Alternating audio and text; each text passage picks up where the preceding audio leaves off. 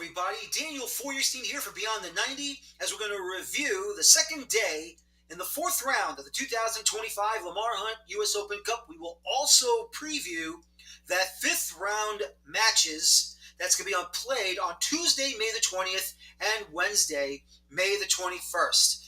We all thought with these 11 matches, we're going to get some cup sets, and unfortunately, only one out of the 11 did happen. There were some matches where we thought it was going to be good, and we also had some matches that were a couple of snoozers, unfortunately. But all you can say is plenty of action, plenty of goals, excitement, where you thought a cup set would happen in extra time, and it didn't happen in extra time as the MLS side advanced. Then there was one match that went to the penalty kick shootout, and we thought cup set city there, but unfortunately, the MLS club advanced out of that as well. So here we go, reviewing these 11 matches of Day 2 of the 2025 Lamar Hunt U.S. Open Cup fourth round. We go to Steel City, Western Pennsylvania, as the Pittsburgh Riverhounds took on New York City FC. Now, I have to admit, this wasn't a great one. A lot of back and forth, tons of misses, terrible moments, and you're thinking to yourself, this is going to extra time, isn't it? And it's going to be scoreless going into extra time. But unfortunately for New York City FC, they went down a man, as it would be Strahinja Tanasejevic. He gets a straight red card in the 79th minute. And for New York City FC, they are down to 10 men the rest of the way. Now, you can make an argument where, last man, obviously, the ball did bounce on the turf, but Tanasejevic, he did grab his man, and I thought, look, it wasn't that egregious. He did bring him down. The way the ball bounced, I thought it should have been a yellow card, but instead it was last man. The straight red card came out, and once again, New York City FC down to 10 men. 5 minutes of 5 minutes of second half stoppage time popped up, and towards the back end of it, we're all thinking this is going to go to extra time, but not so. They get a corner, Pittsburgh Riverhounds, and it was along the far side, and as the ball was bending towards the area, it would be Roberto Yurdac. He buries that ball with his header inside the far post, and the Pittsburgh Riverhounds cup sets New York City FC by a final of 1-0. The only cup set in round 4. Now we go to Eastern Pennsylvania as the Philadelphia Union hosted USL's championship side, Indy 11. And for Indy 11, they pushed the Union to the penalty kick shootout. It was 1-0 for the Union. Alejandro Bedoya scored the opening goal in the 6th minute, and it was a lead going into halftime. And many thought this was going to be it. The Union would get their goal. They're going to cruise through the 90 minutes, but not so. It would be Elvis Amoa in the 49th minute equalizing for Indy 11, and it's 1-1 throughout regulation and throughout extra time. And then we go into the shootout. Indy 11 would shoot first. The Union would shoot second. It was level terms in the penalty kick shootout, going 2-2. And then in the third round, it would be Adnan Quinn, and he gets stopped by Andrew Rick in that third round. The Union would convert in the third round to make it 3-2. Both sides would make their penalties, but that final penalty for the Union by Jovan Lukic, he converts it, and the Union win it in penalties 5-4 after going 1-1 through regulation and extra time.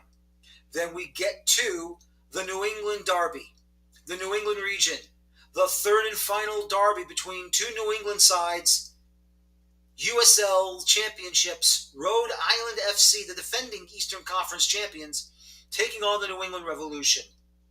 And at Centerville Bank Stadium, we had a lot of action there in Pawtucket, Rhode Island. It would be the Revolution that scored first. Thomas Chunkalai, finally back healthy and fit, ready to go, scores the opening goal of the match. and that was in the 38th minute. And then as we move on into halftime, the Revolution held on to that lead. Then at the start of the second half, 5 minutes in, Maxi Rodriguez would score the equalizer and the first ever goal in the stadium for the home side as Rhode Island FC equalizes in the 50th minute. But unfortunately, Cristiano Oliveira, he gets the match winner in the 88th minute as the ball was being crossed from the far side. It hits the front of the post and out. But Oliveira, finding the way to bury the rebound, does so, and the New England Revolution, they get the winner and they win the battle of the New England clubs of professional soccer, and they take it by a final of 2-1. This New England region, filled with great rivalries now, Hartford Athletic, Rhode Island FC of USL Championship, in Portland, Maine, the Portland Hearts of Pine in USL League One, and the New England Revolution of MLS. I'm expecting more in the following years of US Open Cup action, and it should be fun and exciting, and I can't wait. And even if Vermont Green does qualify for the Open Cup again, that would be even more special. I wish the New Hampshire Phantoms were around. Who knows? Maybe Western Mass Pioneers, if they qualify out of PDL, or USL League 2, I should say. Hopefully they'll join the party. We'll have to wait and see. But until then, we had some great freaking matches from the New England region in the U.S. Open Cup. We move on now to the state of Florida, where the Tampa Bay Rowdies of USL Championship were hosting Orlando City of MLS at Al Lang Stadium. And unfortunately for the Rowdies, they were pummeled. They were destroyed. They were absolutely taken to the woodshed, and Orlando City destroyed them 5-0. A brace from Gustavo Caraballo. His first goal was in the 36th minute, and the second one in the 38th minute. And then the third goal in the first half came in the 42nd minute by Ramiro Enrique. 2 more goals were scored in the second half. The fourth one by Duncan McGuire, and then the last one in the 90th minute by Dagur Thorharlsson. And that would be it for Tampa Bay. The Rowdies sadly exit the Open Cup on a whimper as Orlando City destroyed them by a final of 5-0. Then we head on over to the Gateway City, that's St. Louis City, as they took on Union Omaha of USL League One, the defending USL League One champions. And unfortunately for St. Louis, I shouldn't say for St. Louis, but unfortunately for Union Omaha, St. Louis City beats them by a final of 2-0 after a scoreless first half. St. Louis gets a first goal from Joey Solinksy, and that was scored in the 62nd minute.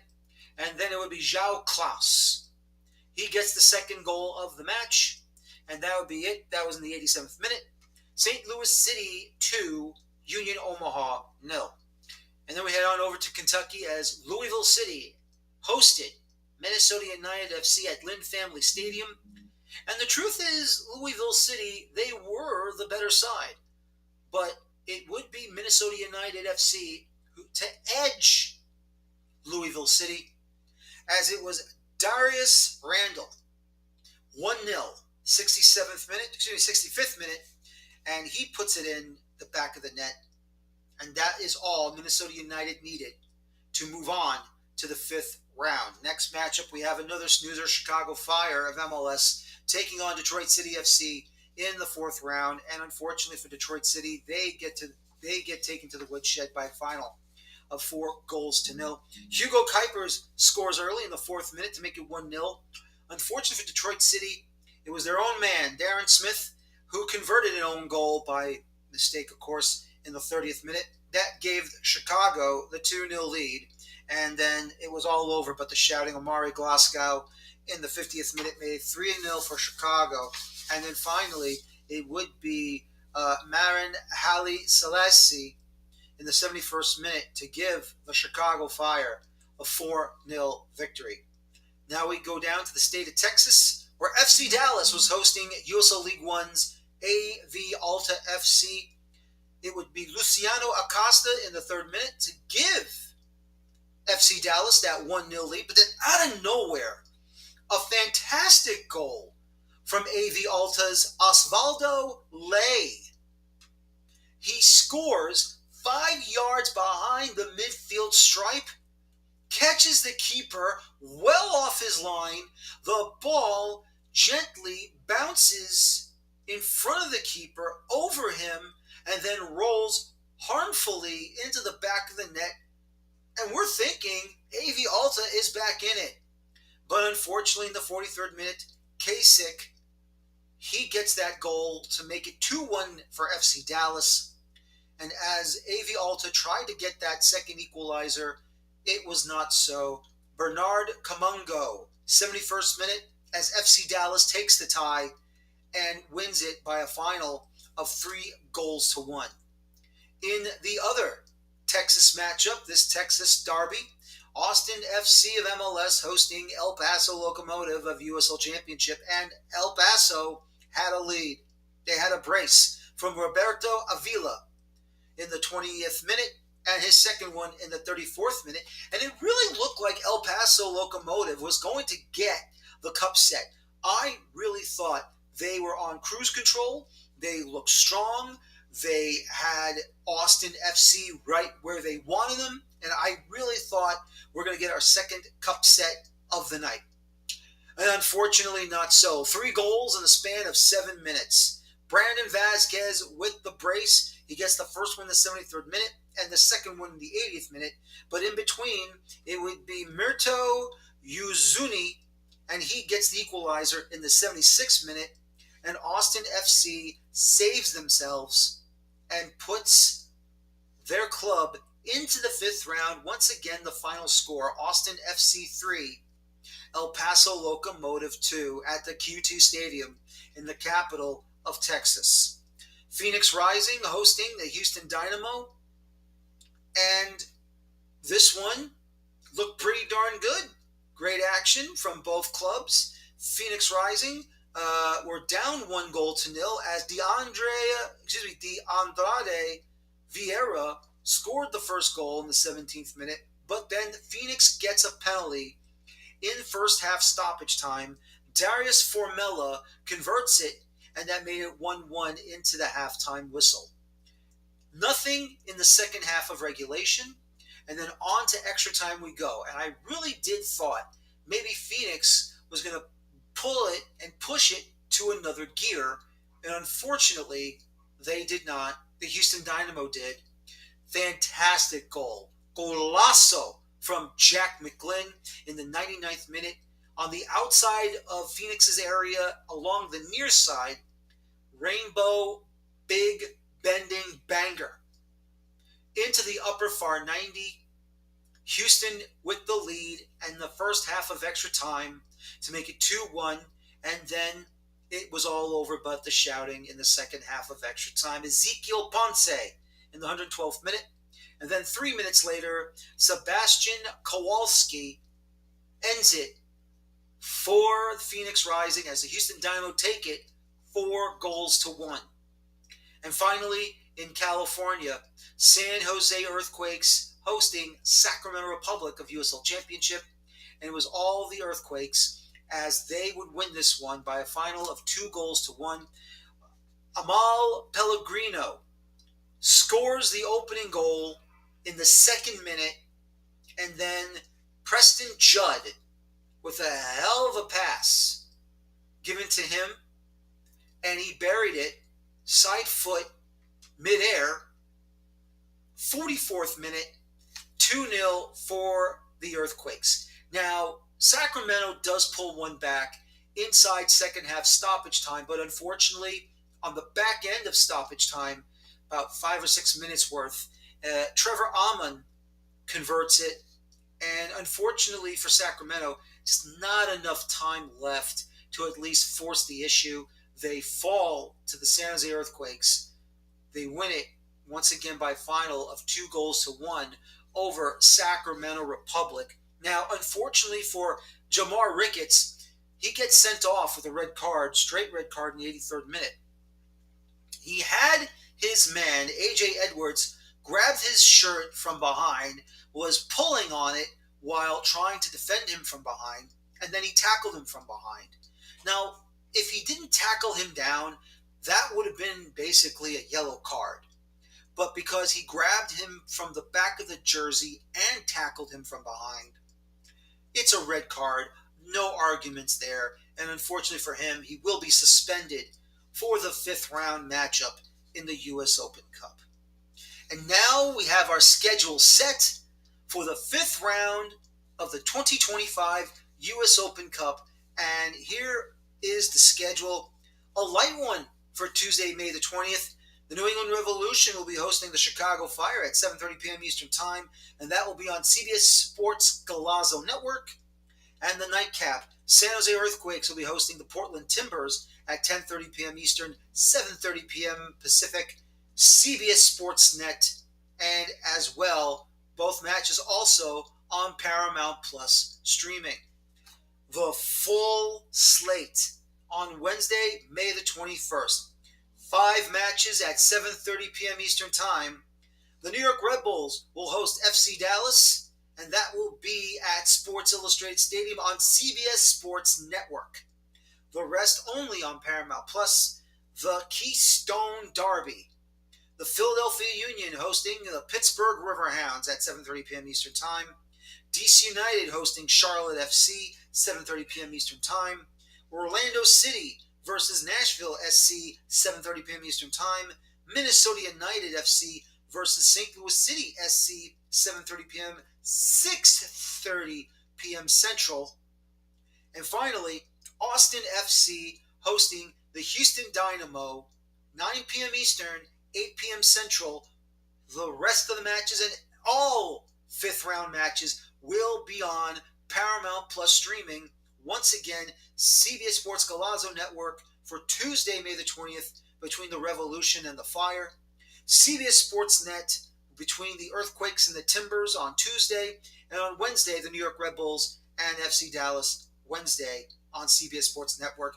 And I'm going to bet you we will get the Golazo show back for a whip around show for those 7:30 matchups. This is exciting. This is a lot of fun.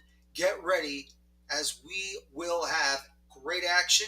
Once again, Tuesday, May the 20th, Wednesday, May the 21st, the 5th round of the U.S. Open Cup 2025 edition.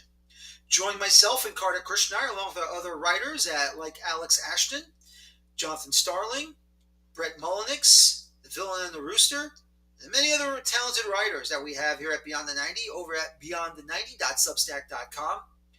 You can watch this video here on our website or on our YouTube page. You want to listen to this on a podcast form, you can either come once again to Beyond the 90, or you can go to our podcast platforms on Apple Podcasts or on Spotify. Once again, my name is Daniel Feuerstein here at Beyond the 90. Thank you very much for watching this video or listening to this podcast. Hope to talk to you all again soon, and welcome once again to Beyond the 90. Have a good evening. Take care. Talk to you next time. Bye-bye for now.